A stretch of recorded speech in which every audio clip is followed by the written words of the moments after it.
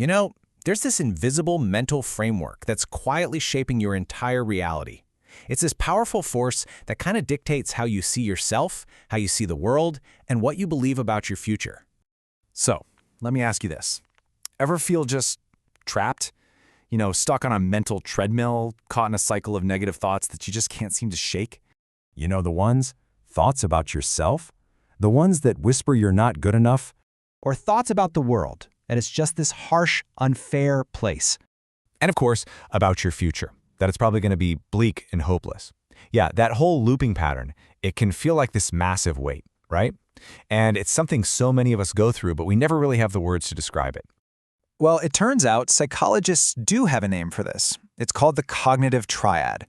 It's a really core concept in cognitive behavioral therapy, or CBT, and it basically gives us a map to understand this powerful mental pattern. All right, so let's dive into this. The Cognitive Triad is built on three, let's call them pillars, three specific types of thought distortions that feed right into that negative cycle. So let's break them down.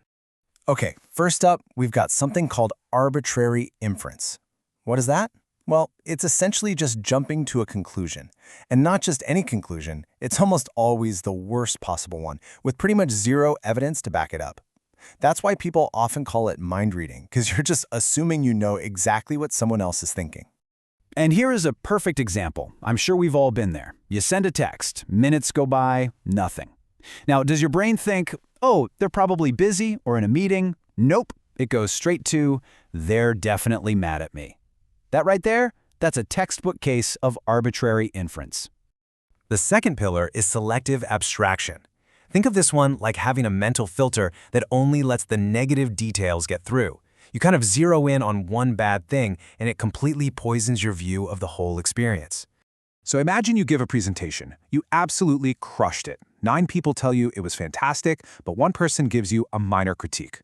If you walk away from that feeling like the whole thing was a total failure, well, you've just used selective abstraction to completely filter out all the good stuff. And that brings us right to our third and final pillar, overgeneralization.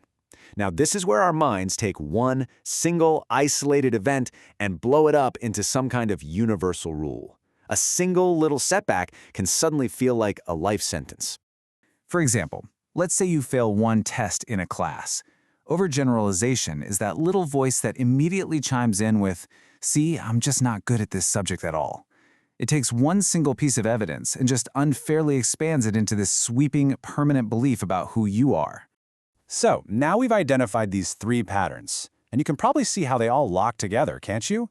A negative detail from selective abstraction can lead you to create a huge rule about yourself through overgeneralization, which then makes you assume the worst in the future with arbitrary inference. It's a vicious cycle.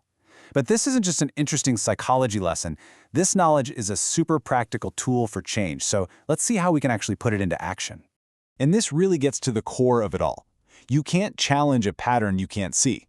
By simply learning to put a name to these thought distortions, you're taking the first and most crucial step in disarming them. And this is how that process works. First, you just notice the negative thought as it pops up. Then you name it. You can literally say to yourself, that's overgeneralization again. And that awareness, that's the key. It unlocks the third step, the power to actually challenge the belief and ask yourself, wait a minute, is that really true?